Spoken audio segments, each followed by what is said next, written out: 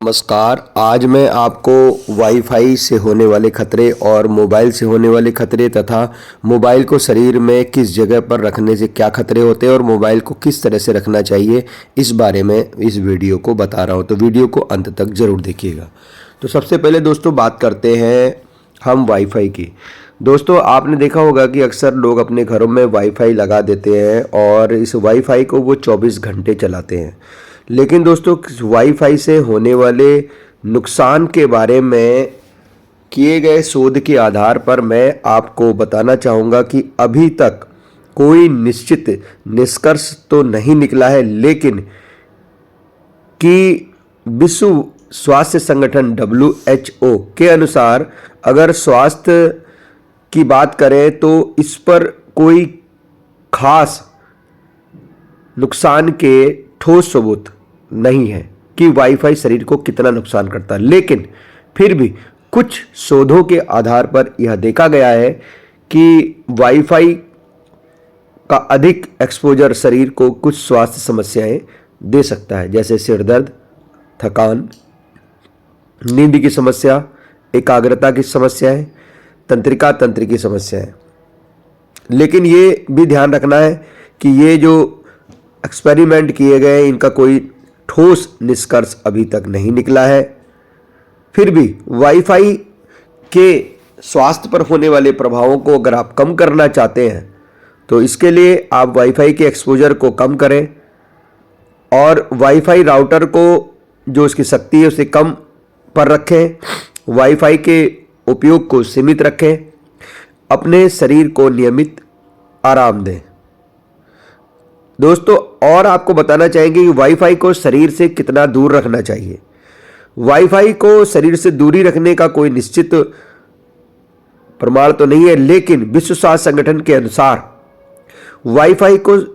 Wifi router को शरीर से कम 1 मीटर यानी 3.3 फीट दूर रखना चाहिए।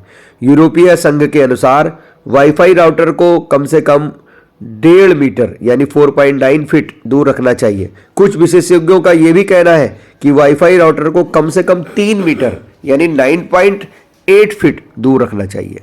यह ध्यान रखना महत्वपूर्ण है कि वाईफाई राउटर की शक्ति आपके शरीर की संवेदनशीलता के आधार पर यह दूरी अलग अलग हो सकती है। यहाँ पर कुछ सुझाव दिए गए हैं।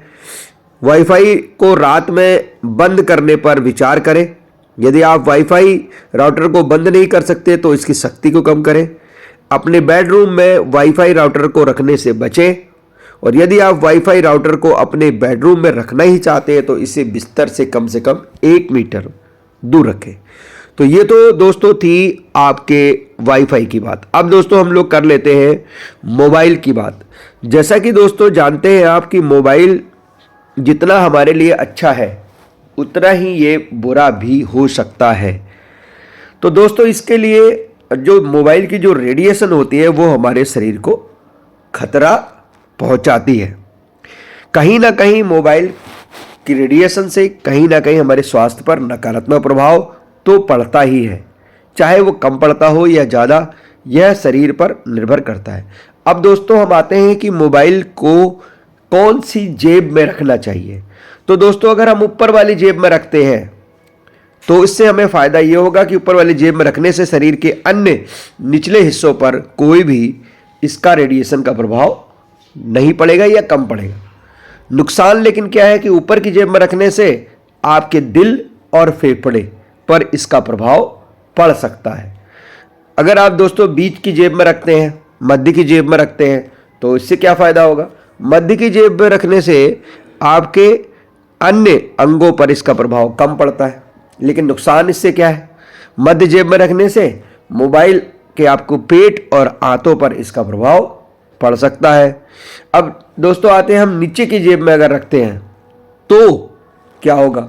मोबाइल को अगर नीचे की जेब में रखते हैं तो इसका शरीर के अंगों पर प्रभाव कम पड़ता है, ऊपर वाले पर कम पड़ता है, लेकिन नुकसान भी है। नीचे की जेब में रखने से गुर्दे और प्रजनन अंगों पर इसका प्रभाव पड़ सकता है। तो दोस्तों आप फिर मोबाइल रखें कहाँ, ऊपर ना रखें, मिडिल में ना रखें, नीचे ना रखें, तो कहाँ रखा जाए। तो दोस्तों इसके लिए मैं आपको सजेस्ट करना चाहूँगा कि मोबाइल अपने शरीर से जितना हो सके दूर रखें। जैसे कि दोस्तों आप अपने बैग के अंदर मोबाइल रख सकते हैं।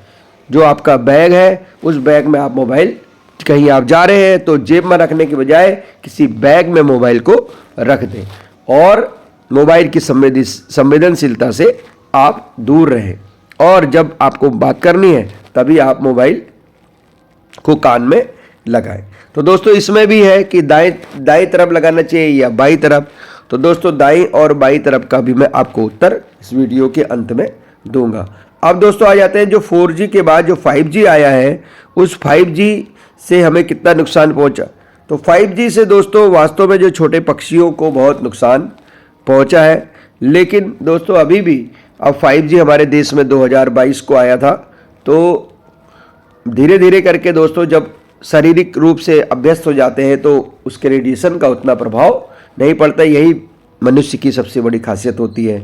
अब दोस्तों रात में हमें अपने मोबाइल को, कई लोग खेलते खेलते अपने कान में लगा के सो जाते हैं, लीड को लगा के सो जाते हैं, मोबाइल अपने तकिया के नीचे, सिर के नीचे रख देते हैं। तो दोस्तों इस बारे में अभी हम बात करने जा रहे हैं कि मोबाइल को जो है अपने शरीर से कितनी दूर रखना चाहिए। दोस्तों इसके लिए मैं आपको बताना चाहूँगा, जो रात में आप मोबाइल को कान में लगाते हैं तो उससे शरीर को काफ़ी नुकसान हो सकता है और लगाते लगाते कभी भी आपको सोना नहीं चाहिए। इससे आपके ब्रेन पर काफ़ी ज़्यादा असर पड़ सकता है। और इसके अलावा दोस्तों आपको मैं बताऊंगा कि मोबाइल अगर आप रात में जो है जिस समय आप सोते हैं तो उसके पहले मोबाइल को के रेडिएशन से बचने के लिए, खासतौर से 11-12 बजे रेडिएशन का ज़्यादा खतरा रहता है, तो आप जो है मोबाइल को एरोप्लेन मोड पे लगा के सो सकते हैं। दोस्तों एरोप्लेन मोड जो है इसमें आप फ़ोन पे होता है। जैसे ही आप फ़ोन को एरोप्लेन मोड पे लगाते हैं तो इसकी रेडिएशन का जो खतरा है वह आपको नहीं होता है।